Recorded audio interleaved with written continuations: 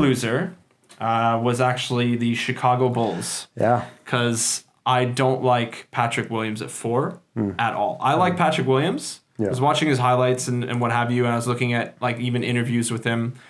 I can see why they might have picked him, but I don't like that pick. It's way too high. They would have made more sense for them to move the pick and get a player that moves the needle for them. Yeah. Because right now, there's so many rosters in the East that's just like, what is happening right now? The Pistons, the Bulls, the Knicks, even the Hornets. Again, that's another topic. Cavs, Jesus. The bottom 5 is ugly in the East, and no one cares about them. Yeah. So that's pretty rude, actually. Someone does care about them. Lots of people care about them. I apologize. People do care. Yeah. But it's shit at the bottom of the East. It is. So my point, was just that Patrick Williams wasn't the right pick at number 4. He's a great defensive player, has high potential. Yeah. His highlights, he looks a bit like, not Tyrese Thomas, but he reminds me of that type of like, his athleticism, he's rangy. He seems like he will be versatile in the future. And the GM was quoted as saying they could see him improving in their system. What system? The system is just... They just got a new coach. Well, yeah, they got a new coach. And like Billy Donovan's cool. He's a good coach if you have the right players. How can you announce the system before having it out on the floor? Yeah. How can you be like, this system's going to work for this guy? Yeah.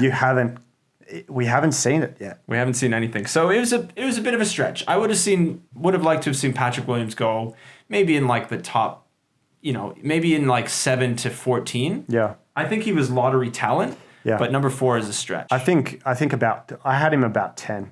Okay. I had him falling to about 10. Look, I like him, but again, that number 4. That's a worry.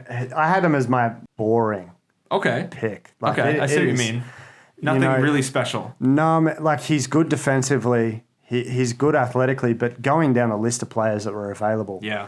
And I can circle back around to Tyrese, but I'm not going to do that again. See, that I can see why they wouldn't have picked him. Like Tyrese, again, him falling was a big story in the draft, but I can see why they didn't pick him because they have Denny there too, man. Like, that's frustrating for me to see teams pass up on guys that have played big minutes and almost important games. Yeah, these are guys that can step in right away, and you can slot them into a system because they have been in multiple systems. Like Denny's played for a couple of different teams. Maccabi Tel Aviv is a very good EuroLeague team. It is. They had Amari Stoudemire on that roster too. Like that. They've had a few good players come through there recently. And looking at the way that the Bulls went about picking a sixth man and a guy that he averaged 8 points. The numbers don't jump off, and that's not why they picked him. That's what was explained by the GM. Again, it was about fit. They needed a forward, potentially they called him a game-changing forward. I can see him being a Jabari Parker type pick, though.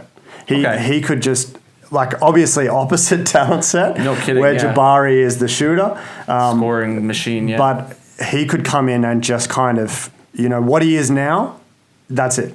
That's what he is. It's possible. That's what I was thinking. Like, and that's why I bring up Tyrese Thomas. They're not the same player, but they're like, they show you flashes of talent and athleticism, and it's like, holy crap, this guy could be incredible. Yeah. But then if the mindset's not there, if the player development squad is not there to help bolster that growth. And I think we've seen that with the Bulls. Like, oh my God. They don't have the guys there to be able to develop players. They had Jim Boylan, who is one of the worst coaches I've ever seen in my life. Probably the worst coach NBA. of all time.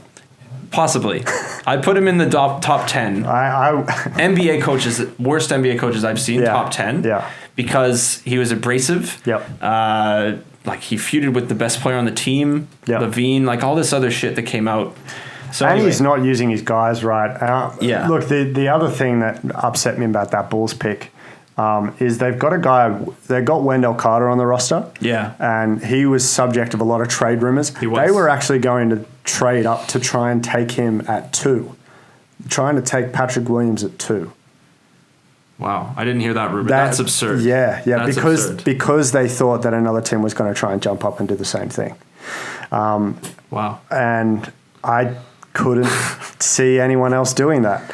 And it's that would be such a Bulls thing to do, to trade assets for nothing. For whatever. Yeah. You could have traded back in that draft and probably still picked up Patrick Williams. That's what I would exactly. You said 10. 10's a good number for that. Well, you've especially got Denny's still on the board. You've got Tyrese on the board. Yep. There would have been suitors there, surely, to pick up another asset. You would think so. Look, obviously we're not in the war room. We're not taking those phone calls. I think we should have been for that pick. Absolutely. But yeah, we would have made a conscious decision. Look, if the Bulls need a new GM, I'm on board. I vote for him. Yeah. I could be his assistant. Look, I wore the shirt. That's exactly right. For this exact reason. He's looking out for Chicago. Yeah. The Chicago GM was not looking out for Chicago. No, with that pick. The Chicago GM was sabotaging the ball. No, that's a bit harsh. I like, again, this is not having a go at any of these draft picks. No slander here. Yeah, I think these guys are all, they've made the NBA. That's incredible. And we're chatting about it. Yeah, we're just talking about it. But what is that pick? I'm looking at the Bulls.